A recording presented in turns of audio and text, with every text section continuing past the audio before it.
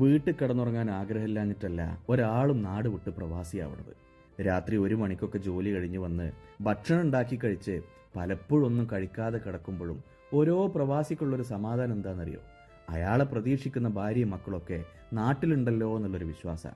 പക്ഷേ പലപ്പോഴും അത് ഉണ്ടാവാറില്ല എന്നുള്ളതാ ഏറെ സങ്കടം. അയാൾ എന്നും വിളിക്കുന്ന സമയം പോലും പല ഭാര്യമാരും ഓർത്തു വെക്കൂല. നിങ്ങൾ വിളിച്ചത് ഞാൻ കണ്ടില്ല, ഞാൻ തിരക്കിലായിരുന്നു എന്ന് പറയുന്നവര്. മക്കളുറങ്ങി, ഞാനും കിടന്നു, നാളെ വിളിക്കാം എന്ന മെസ്സേജിൽ ഒരു ദിവസത്തെ എല്ലാ വർത്താനം അവസാനിപ്പിക്കുന്നവർ. പ്രിയമുള്ളവരെ, പ്രവാസികൾ ഒറ്റക്കാവുന്നത് നാട് വിടുമ്പോഴല്ല, വീട്ടുകാർ പോലും അയാളെ മറന്നു തുടങ്ങുമ്പോഴാണ്. എന്താ വർത്താനം, നിങ്ങൾ കഴിച്ചോ, കിടന്നോ, നിങ്ങൾക്ക് കുഴപ്പമൊന്നുമില്ലല്ലോ എന്ന് ചോദിക്കാനെങ്കിലും നിങ്ങൾ സമയം കണ്ടെത്തണം. ചിക്കനും ബീഫും കഴിച്ച് കൊളസ്ട്രോൾ കൂടിയിട്ടൊന്നുമല്ല, ഓർക്കാൻ ആരുമില്ലാതെ ഒറ്റപ്പെടുമ്പോഴാണ് പല പ്രവാസികൾക്കും അറ്റാക്ക് ഉണ്ടാവുന്നത്.